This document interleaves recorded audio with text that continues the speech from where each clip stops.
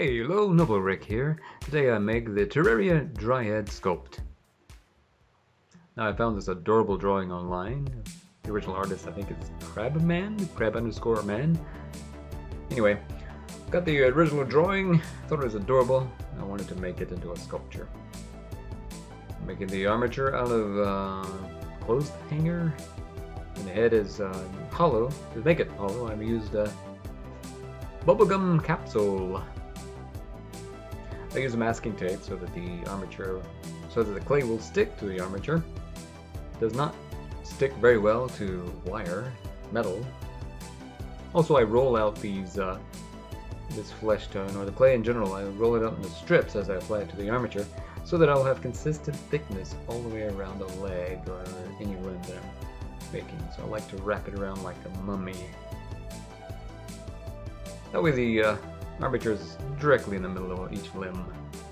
And I just add clay as I go along, hammer it into place, make a good contact, and roll it using various tools like the knife and the sculpting tools. Here I'm making the head, covering the capsule.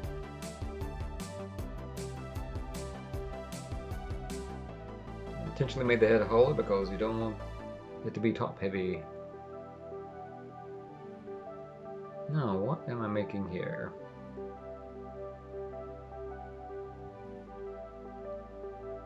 This is a very tiny thing, so I'm using my tools a lot to make this accent.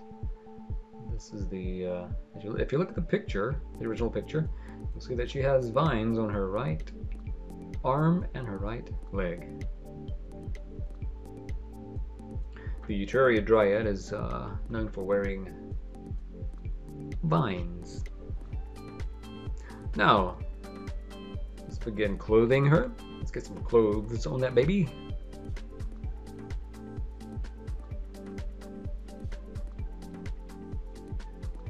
I'm using water to keep it from sticking.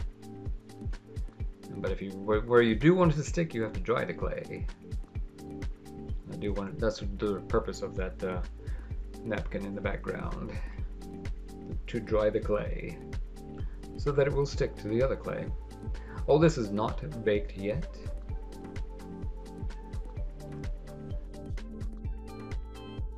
Three color greens there for her garment that she wears. It's like a light green and a dark green, and a mixture of the two in the middle.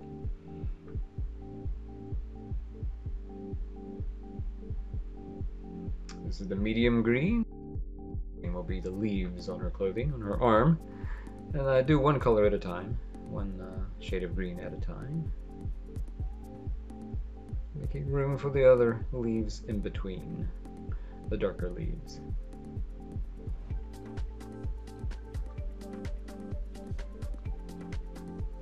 There we go. This is actually this is the lighter leaves, lighter color. I guess medium and light. Now notice that this cutout here is in an arch shape rather than straight. And that's because I wanted one end of it to be wider than the other. Towards her elbow, I wanted the gloves to be wide and tighter, closer to her wrist. Now let's add more vine decor. Use my tool to shape it. Snip off a bit there with my nail, and use it to add some more. A little curly Q there on the vine. Now what is this? Kneecap covers. This is to match the drawing also. Sometimes you need a sharper tool. I like having my pocket knife dull. When I need some sharpness, I use my craft knife.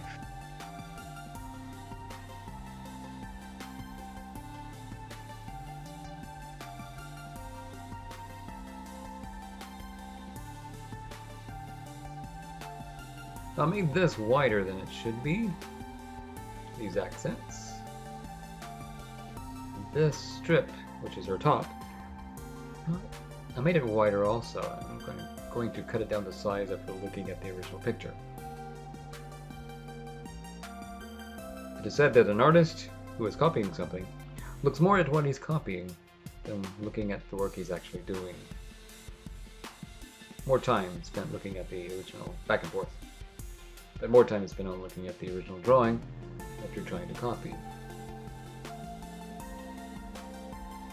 These are too wide, which is a good way to go. You cut it down, make it thinner, but it's more difficult to add if it is too thin to begin with.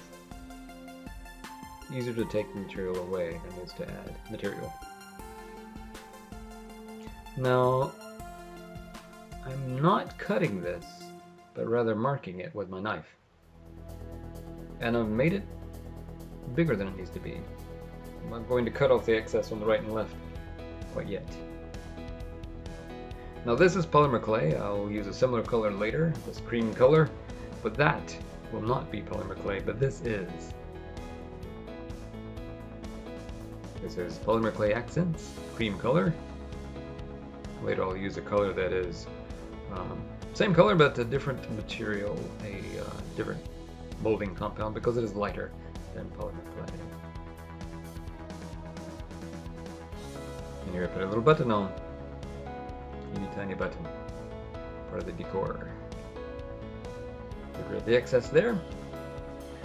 Now there's the strip that I had marked. Flattening my knife so that it will go under it. And reshape it. It got bent up a little bit there. Alright. Clay to clay sticks pretty well. Clay does not stick to cooked clay very well. Baked clay very well though. So keep that in mind. You may want to, if you are connecting clay to cooked clay, you may want to use like baby oil or something to make it stick. And here I cut it in half. That's why I made it longer than it should have been, so that it may overlap. I intended for it to overlap. And also note here that when I put it on the under her arm, I had to cut a piece of it off so it will go under her arm. And make sure it's in place before I fold it over into the front. Give some time to that, make sure it's in the right spot first. And then the other side, which I had also cut off, made it the very same way. And that right side overlaps the left part.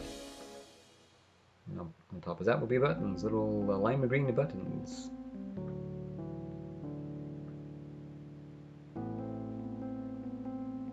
Just roll it up and cut off some buttons.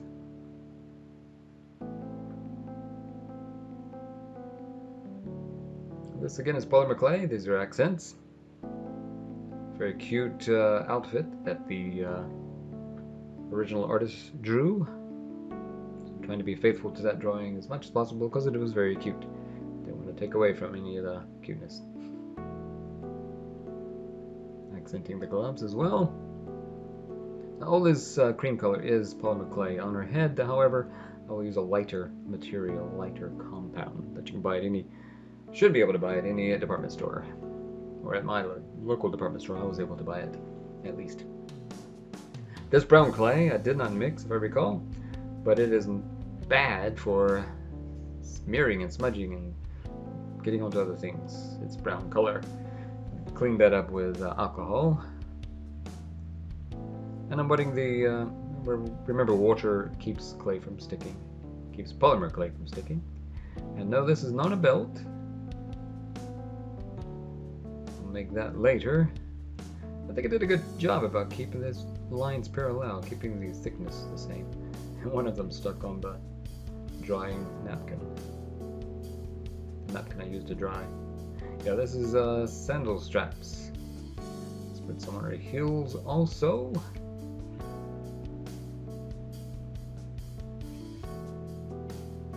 Get that baby shod, or sandaled. Sandaled did. I didn't show you, but I had made her hands, and they're just spheres of clay. And this goes on her also. These are accents. I call these leaves. And I don't leave them. I try not to leave them flat. I'm using the tool to my fingers to shape them.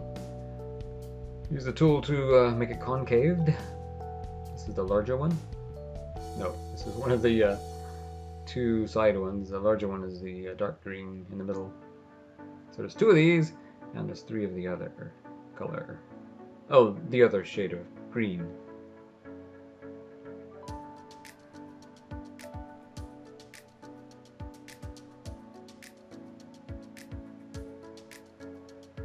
And this goes in the middle.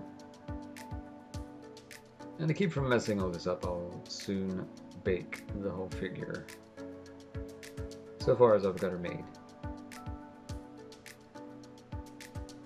The danger of that is it makes the parts brittle. I would not bake it, not advise baking it too long. I would use the temperature that the package suggests, but I would not bake it as long as the package suggests, because I may bake it again some more.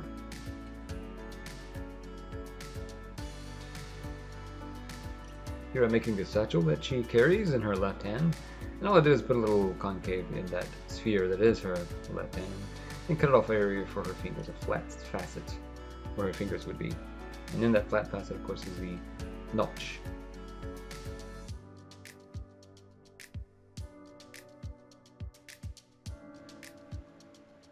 In the game, Terraria, the Dryad has purification powder, which is in her satchel. Now this is a lid from clothes detergents. Just use that to cut the circular, make a nice perfect circle. Almost perfect circle. Makes a good platform. Now I might have done this last if I were to do this again. I should not have attached the fingers and the satchel too soon, because as I was putting this patch that is on the satchel, I ended up breaking the satchel. But I glued it back on later. See, it's separated there from the body. Now the head is not baked, but the body is baked at this stage, so that I won't break or rather bend anything. But at this stage it's more easier to break things now that they're brittle. I just blushed it with sidewalk chalk. And what is this? Using a ball tool, or rather the spherical end of the medium-sized tool, to make ears. And I make them both together so I can have them the same size. And again, the clay here is not baked yet. It sticks better that way. Here it is baked. I bake the head for a little while and paint it with acrylic paint. It's the burgundy color I mixed. And if you look at eyes, the whites of eyes are not white, not stark white at least. Human eyes are kind of gray, actually, a light gray, not stark white. If you were to draw somebody and give them stark white eyes in your drawing, it would look kind of freaky or unnatural, because our eyes don't glow in the white parts. They actually are kind of a light gray. And the eyes are burgundy. Burgundy, and a light burgundy, and a dark burgundy for the pupil. The center of the eye. Let's use that same dark mahogany or burgundy for the mouth. And some dark color for the eyelashes. I use gloss, the darkest color. I use the gloss like acrylic, because it makes it really, it tends to be, to me, to look to be the darkest dark. So I use gloss. Now this compound is not, there's a packet over there. This is not polymer clay. It's a lightweight clay. I wasn't sure about it at first, but if you add some moisture to it, it has a good consistency. I kind of like working with it. It's very lightweight, very cloud-like almost. Marshmallow-like is a better way of describing it. It is not marshmallow. It's a sculpting compound. Never eat it. Do not eat that. I could have probably also skipped doing this with the polymer clay layer that I'm putting on her hair now, because I end up doing that with a ponytail anyway. I end up skipping polymer clay with a ponytail. But I had applied the polymer clay. I had mixed this lime green, and it gave it a strange consistency too. It's very sticky when wet for some reason. A reason I'm not privy to. I do not know why it was sticky. But it all worked out in the end. Smoothed it off, and now making the hair, indications of hair. If I were to do this again, I would probably do it differently, as far as I would bring these lines to a point in the back of her head where the ponytail would be.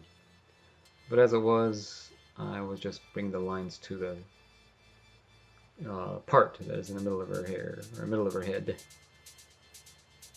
It turned out pretty well.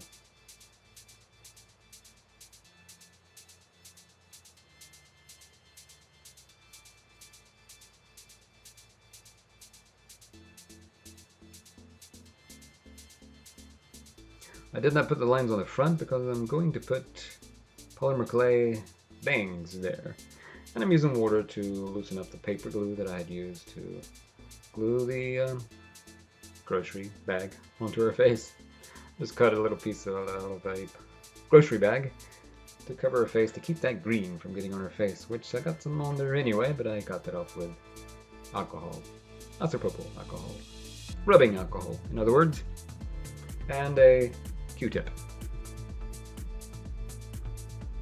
Alright, let's make her bangs. Now I end up cutting this into 3 parts rather than 1. And I layer this as well. The idea is that I gain the thickness of her bangs by putting layer upon layer.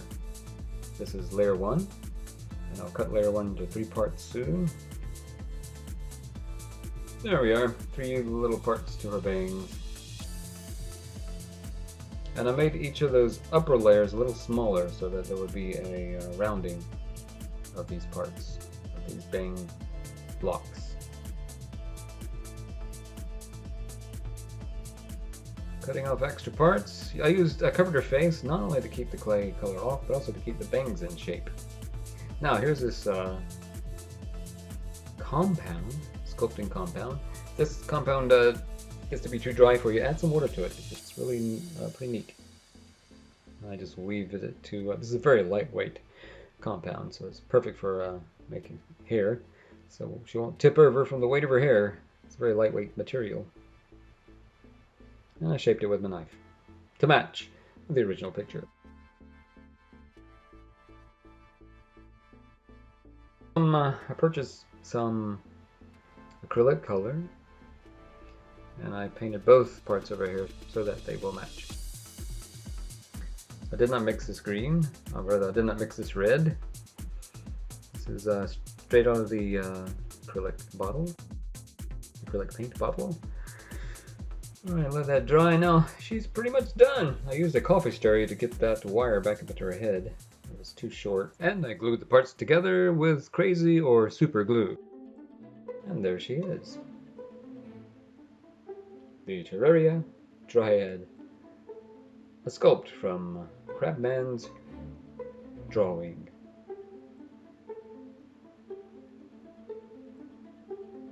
I hope you liked it. I hope you maybe got some tips out of this polymer clay tutorial, this polymer clay sculpt. Thanks for watching.